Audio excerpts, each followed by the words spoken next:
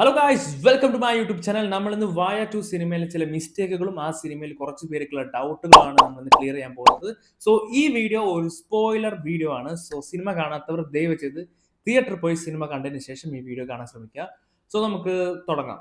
First of all ഞാൻ ഒരു video ചെയ്തായിരുന്നു, എന്തുകൊണ്ട് സാബിർ കേസ് കൊടുത്തില്ല, വിനായകനെതിരെ കേസ് കൊടുത്തില്ല. അജു വർഗീസ് ക്ഷമിച്ചു വിട്ടു, ബട്ട് സാബിർ എന്തുകൊണ്ട് കേസ് കൊടുത്തില്ല എന്ന് പറഞ്ഞൊരു വീഡിയോ ഞാൻ ചെയ്തായിരുന്നു. സോ അതിൻ്റെ ഉള്ളിൽ നിന്നാണ് പിള്ളേർക്ക് ഡൗട്ടുകളൊക്കെ വന്നു തുടങ്ങിയത്. സിനിമ കണ്ടതിന് ശേഷമുള്ള ഡൗട്ടുകളും അതിലെ മിസ്റ്റേക്കുകളും. സോ ആ വീഡിയോയ്ക്ക് എനിക്ക് വന്ന ഫസ്റ്റ് കമന്റ് എന്ന് വെച്ചാൽ, ഇവർ മൈനർ അല്ലേ, സോ എന്തിന് നമ്മൾ കേസ് കൊടുക്കണം? അത് സിനിമയിൽ ഓൾറെഡി കാണിക്കുന്നുണ്ട്, ഇവർ മൈനർ ആയതുകൊണ്ടാണ് കേസ് കൊടുക്കാത്തത്. ബട്ട് അത് അജു വർഗീസിന് കേസില്ലെന്നേ പറയുന്നുള്ളൂ. സാബിന്റെ കാര്യങ്ങൾ സംസാരിക്കുന്നില്ല. മൈനർ ആണെങ്കിൽ ജൂനിയർ ഹോമിലൊക്കെ കടത്താം. ആൻഡ് എന്തുകൊണ്ട് കേസ് കൊടുത്തില്ല എന്നതിനുള്ള ആൻസർ ഇതിലൊരു കമന്റ് സെക്ഷനിൽ വന്നിട്ടുണ്ട്. എന്താ വെച്ചാൽ എനിക്ക് കുറച്ച് കൺവിൻസിംഗ് ആയ ഒരു ആൻസർ ആണ്. അത് പറയുന്നത് എന്താ വെച്ചാൽ, സാബിൻ ചിലപ്പം നമ്മുടെ കുട്ടേട്ടനിൽ നിന്ന് കഞ്ചാവോ അല്ലെങ്കിൽ മയക്കുമരുന്നോ ഉപയോഗിക്കുന്നുണ്ടാവും, അതുകൊണ്ടായിരിക്കാം കേസ് കൊടുക്കാത്തത്. സോ ആ ഡൗട്ട് അവിടെ ക്ലിയർ ആയി. ആൻഡ് സെക്കൻഡ് ഡൗട്ട്, ആഷിറിന്റെ തലവട്ടം കണ്ടതും വാപ്പ മരിച്ചു എന്ന് പറഞ്ഞു. അപ്പൊ രണ്ടാമത്തെ പയ്യൻ എങ്ങനെ ഉണ്ടായെന്നാണ് ഇവന്റെ ചോദ്യം. നല്ല കിടിലൻ ചോദ്യം. ഫസ്റ്റ് ഓഫ് ഓൾ ഈ സിനിമ നമ്മൾ കാണുമ്പോൾ ഒട്ടുമിക്ക ആൾക്കാരും ശ്രദ്ധിക്കാത്തൊരു കാര്യമാണ്, സ്റ്റാർട്ടിങ് തന്നെ ഒരാൾ മരിക്കുന്ന ഒരു ഫസ്റ്റ് ഷോട്ട് തന്നെ ഒരാൾ മരിക്കുന്ന ഒരു പരിപാടിയാണ് കാണിക്കുന്നത്. സോ അത് ആരാണ് എന്താണെന്ന് നമുക്ക് ആ ഒരു കോൺസെൻട്രേഷനിലൂടെ കണ്ടാലോ അല്ലെങ്കിൽ രണ്ടാമത് കാണുമ്പോഴോ മനസ്സിലാവും. അത് ആഷിറിന്റെ ഉപ്പയാണ്. ആൻഡ് ആ ടൈമിൽ ഉമ്മ പ്രഗ്നന്റ് ആണ്. സോ നിങ്ങൾക്ക് മനസ്സിലാകാനുള്ള പറയാണ്, അത് ആഷിനോടുള്ള ദേഷ്യത്തിന് അവന്റെ അങ്കിള് പറയുന്നതായിരിക്കും, ഇവന്റെ തലവട്ടം കണ്ടപ്പോഴേ അവന്റെ ബാപ്പ പോയിരുന്നു. സോ ഇവന്റെ ഡൗട്ട് ഞാൻ ഇവിടെ ക്ലിയർ ചെയ്യാണ്. എന്താ വെച്ചാൽ ഇത് അവന്റെ അവന്റെ സ്വന്തം അനിയൻ തന്നെയാണ്. സോ നമുക്ക് അടുത്ത ഡൗട്ടിലേക്ക് പോവാം. ആഷിറിന്റെ അനിയനായിട്ട് അലന്റെ അനിയത്തി നിക്കാഹ് കഴിക്കുമോ? അത് എനിക്ക് അറിയില്ല പൊന്നുമോനെ. സിനിമ കണ്ടതോളം എനിക്ക് തോന്നുന്നില്ല അവന്റെ അനിയത്തി അലന്റെ അനിയത്തിയായിട്ട് കിട്ടുമെന്ന് എനിക്ക് തോന്നുന്നില്ല. ആ കേക്ക് എന്ത് ചെയ്തു? എടാ, ആ കേക്ക് സുന്നത്ത് എഴുന്നേക്കാകുമ്പോ നാട്ടുകാരെ പിടിച്ചു കൊണ്ടുപോകുമ്പോ തെറിച്ചു പോയത് നീ കണ്ടില്ലടാ, അത് പോയടാ, ആ കേക്ക് പോയി.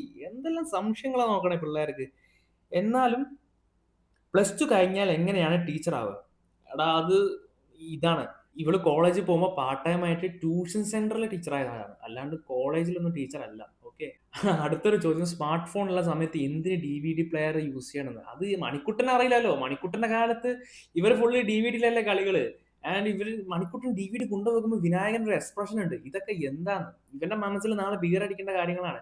പിന്നെ സിനിമയിൽ തന്നെ പറയുന്നുണ്ട് മണിക്കുട്ടൻ, പിള്ളേരൊക്കെ ഒരുപാട് വളർന്നു പോയിന്ന്. ആൻഡ് ഒരു കുട്ടീനെ ഒരു സീരിയസ് ആയ ഡൗട്ടാണ്. എന്താ വെച്ചാൽ, ഫിലിമിന്റെ സ്റ്റാർട്ടിങ്ങിൽ കാണിക്കുന്നത് അജയിന്റെ ചേട്ടനാണ് ദേവരാജ്.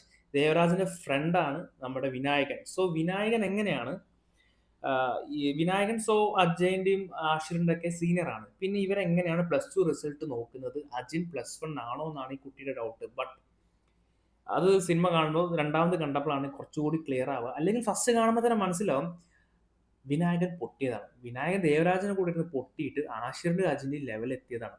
അതാണ് മറ്റേ ബിജുക്കുട്ടൻ ചോദിക്കുന്നുണ്ട്, പൊട്ടി പൊട്ടി ഈ ഇപ്രാവശ്യം പൊട്ടുമെന്ന് ചോദിക്കുമ്പോൾ ആഷിർ പറഞ്ഞില്ല, ഞങ്ങളെ കൂടെ എല്ലാവരും ഇരുന്ന് ഒരുമിച്ച് പഠിച്ച് പാസ്സാവുന്നൊക്കെ. സോ അജിന്റെ കൂടെ എത്തിയതാണ്. അല്ലാണ്ട് അജിനെക്കാട്ടും മൂത്ത തന്നെയാണ് വിനായകൻ. ആൻഡ് അടുത്ത ഡൗട്ട് എന്താ വെച്ചാൽ, ഈ അലൻ ഫോൺ ചെയ്തിരിക്കുകയാണ് മരുന്ന് കൊണ്ട് കൊടുക്കാണ്ട്. ഇവൻ മരുന്ന് കൊണ്ട് കൊടുക്കൂല്ല എന്നാണ് ഇവരൊക്കെ ഒരു ആവലാതി. എനിക്കും ആവലാതി ഉണ്ടായിരുന്നു സിനിമ കാണുമ്പോൾ. ബട്ട് അത് നാച്ചുറലി ആയിരിക്കുമല്ലോ. അത് രാത്രി അവൻ ഫോൺ ചെയ്തിട്ട് അവൻ കൊണ്ട് കൊടുക്കും. സോ അതൊന്നും ആലോചിച്ച് പേടിക്കണ്ട. അത് നമുക്ക് സിനിമ കാണുമ്പോൾ മനസ്സിലാവും.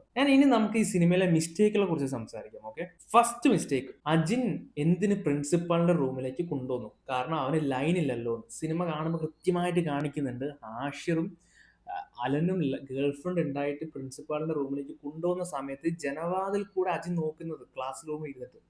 അപ്പൊ അവനെ പിടിക്കുന്നില്ല. പിന്നെ അടുത്ത ഷോട്ട് കാണിക്കുന്നത് അജിൻ ആ റൂമിലുള്ളതാണ്. വിനായകൻ ലീവാണ്, കളർ ഡ്രസ്സിലാണ് വരുന്നത്, അത് നമുക്ക് മനസ്സിലാവും. ബട്ട് അജിൻ എന്തിനെ പിടിച്ച്? മേ ബി ഫോൺ എടുത്തോണ്ടായിരിക്കാം. അത് സിനിമയിൽ കൃത്യമായിട്ട് പറയുന്നില്ല. അതൊരു മിസ്റ്റേക്ക് ആയിട്ട് ഇവന് തോന്നിയിട്ട് എനിക്കും ചെറുതായിട്ട് തോന്നി. വിനായകന് 18 അപ്പൊ കേസ് കൊടുക്കാം എന്ന് കരുതി. പോയിന്റാണ്, വിനായകൻ 18 വയസ്സുള്ള ഒരു കുട്ടിയാണ്, അവൻ മൈനർ അല്ല, എന്തുകൊണ്ട് കേസ് കൊടുത്തില്ല? അതൊരു വാലിഡ് ആയ ഒരു പോയിന്റാണ്. ഇതൊരു കിടിലൻ മിസ്റ്റേക്ക് ആണ്.